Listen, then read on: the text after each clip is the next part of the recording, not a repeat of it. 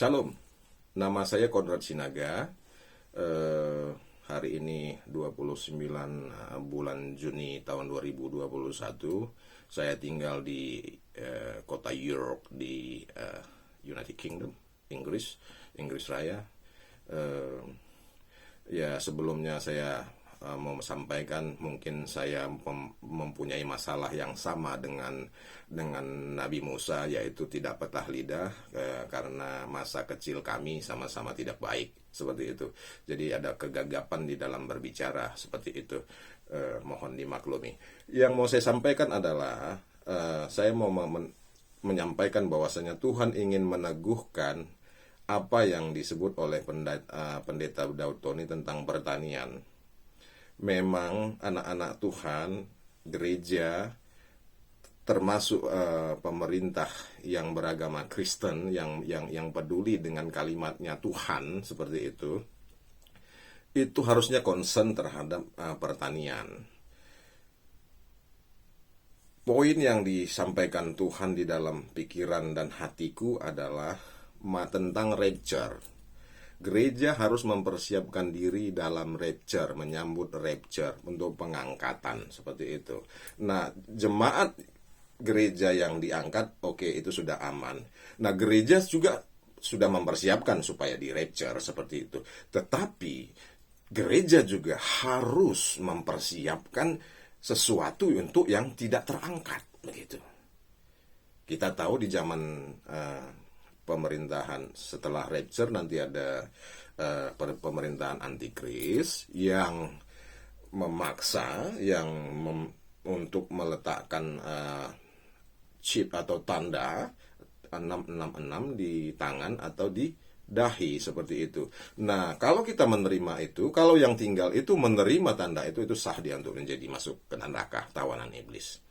Nah, untuk kalau menolak hal itu, menolak tanda itu, berarti Anda tidak boleh menjual, dia tidak boleh menjual ataupun membeli sesuatu tanpa ini. Seperti itu, sebab pemerintahan mereka jelas.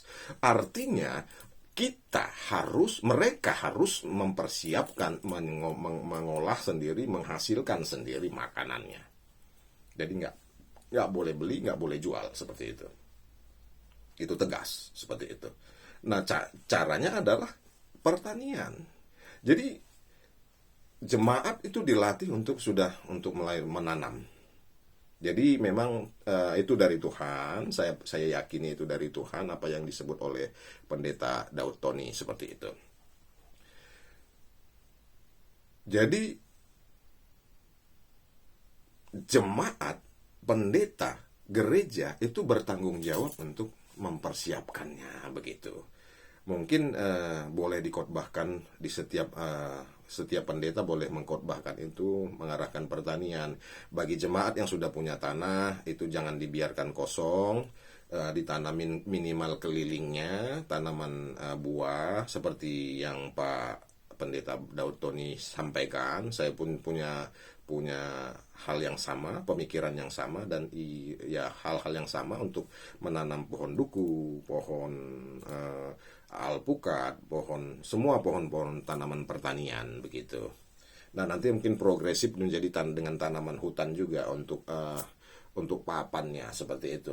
Tapi itu sangat jauh lagi di depan, artinya jauh di depan lagi. Tapi yang paling utama adalah tanaman pertanian, seperti itu, menghasilkan buah, seperti itu. Jadi kita boleh mempersiapkan generasi kita di depan, dan generasi sekarang kita nggak tahu ya, mana tahu Tuhan itu rapture-nya di 10 tahun mendatang kita masih hidup, seperti itu.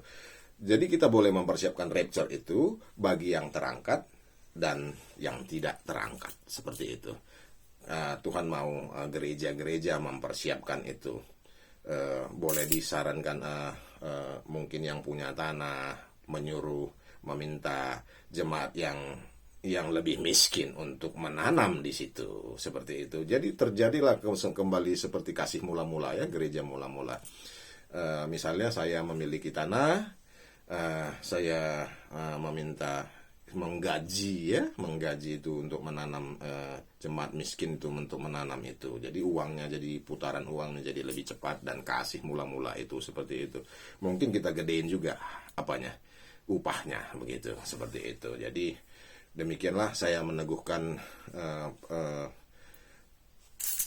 apa yang disebut oleh Pendeta Daud Tony, dan saya sebenarnya sesungguhnya sangat ingin berkomunikasi dengan beliau. Bagi siapa saja atau Pendeta Daud Tony yang boleh mengakses video ini, boleh sekiranya mendapatkan saya mendapatkan kemurahan hati Tuhan untuk kita berkomunikasi di WhatsApp saya, yaitu +44 74 42 582 540. Tuhan Yesus memberkati.